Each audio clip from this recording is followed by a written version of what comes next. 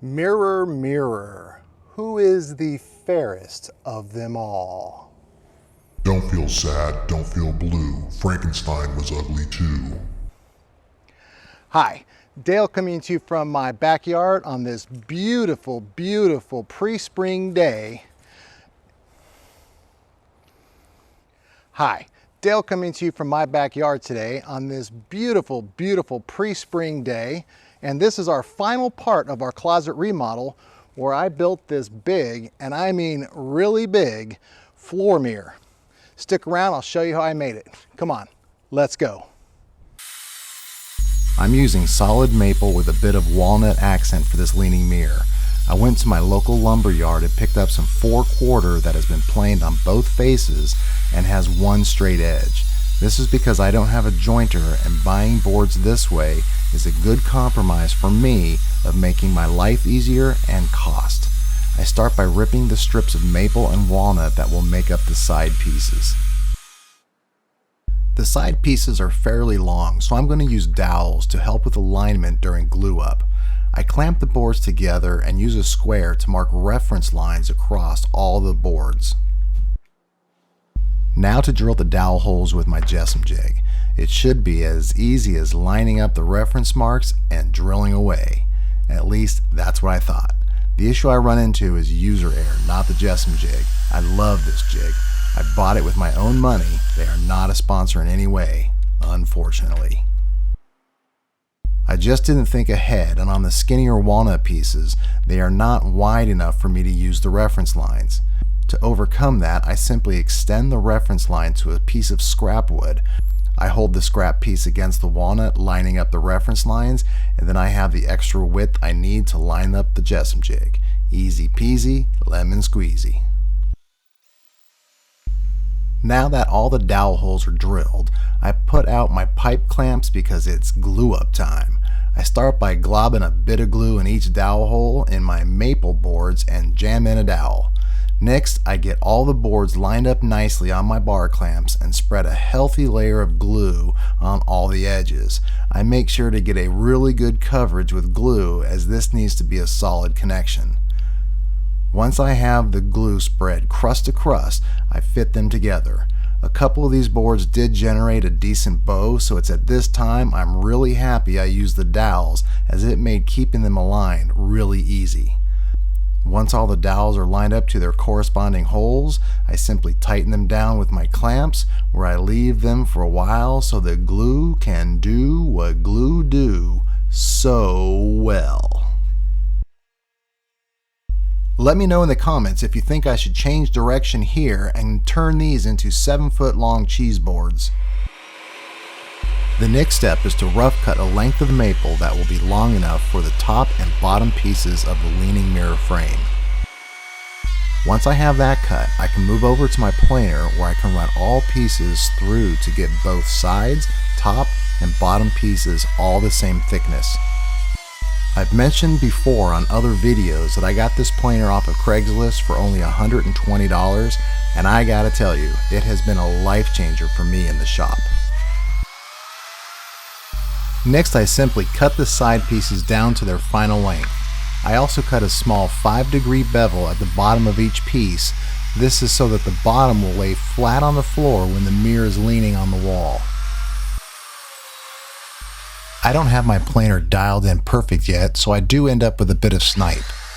To get around that, I made sure to rough cut all my pieces a bit long so that I could cut off any snipe when I cut them down to their final size. Here I'm doing just that. I'm cutting the top and bottom pieces to their final length and then ripping them down to their final width. I don't need to look at a calendar to tell that spring is just a few short weeks away. I just need to look out into my yard. I'm using dowels for my joints. They're very strong, and because of this Jessam doweling jig, they're super easy as well. The top of the mirror frame, simply flush the jig to the end of the board for perfect no mark alignment. And just because you're only drilling holes, safety first, friends. Please wear eye protection. Putting the matching dowel holes in the ends of the top piece is just as easy. No marks needed for alignment, Simply flush the jig to the edge of the board, clamp it, and drill it. For the bottom cross piece, I want it to be 4 inches off the bottom, so this time I will need to mark for alignment. I make sure to carefully measure and mark both sides at 4 inches, and then make my doweling alignment marks. Then, just like before, align it, clamp it, drill it. Couldn't be easier. Now turn on your oven and set it to 350 degrees because we're gonna bake our dowels for 10 minutes. Hashtag bake your dowels. Why? Because if you're like me, you bought a bunch of very cheap dowels in bulk. The cheap dowels I bought are too thick to fit in my dowel holes. Baking them will cause them to shrink and then will fit in the holes no problem. It's time to slather on some glue and assemble this guy. Evenly spread glue on each joint, making sure to get plenty of glue in each dowel hole. That is really where the joint is going to get its strength. You could glue this up in multiple steps, but I'm going to do it all at once. It should not be that difficult and there should be plenty of time. Insert a dowel into each hole, line up the pieces, then clamp it together. This will be a very strong frame. There was a decent sized knot in one of the boards, so I'm going to mix some epoxy to pour into it to stabilize it. I have the knot in the back of the frame, so it's not going to be seen, so I'm not taking any time to tint the epoxy. I simply mix it and pour it in, making sure that it completely fills the void. Wait for it to cure, then sand it down flush. I route a 1/2 inch rabbet around the entire inside back of the mirror frame. This is where the mirror is going to sit inside of the frame. I make it about 3/8 of an inch deep. I take multiple small passes around the frame to get it to the full 3/8 inch depth.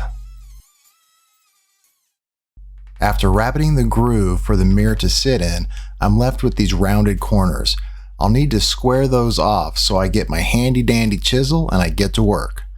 When doing this, just chisel small bits at a time.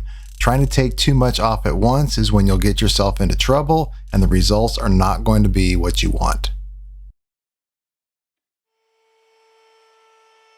To soften up the front edges, I put a slight bevel all the way around the inside and outside edges of the mirror frame. This will make the edges a little nicer on the hands if you ever touch it, but really, I just like the way this little detail looks. Much like the rabbet in the back, the corners are left rounded, so I use my chisel to get tight bevels in the corners. I had a scrap sheet of 3/16 inch plywood that I cut to the same size as the mirror. I was worried that a 2 foot by 6 foot by 1/4 inch mirror would break, so I'm going to glue the sheet to the back of the mirror to help it give more strength. I use right angle brackets to make sure that it gets glued on correctly and straight, and then spread a good bit of construction adhesive made for glass and then weighted it down with items I had in the garage. I'm not going to bore you with my putting on 3 coats of brush-on poly. I know that trust is in short supply in this world nowadays, but trust me that I did. The only thing left to do is place the mirror into the frame and then secure it snugly to the frame.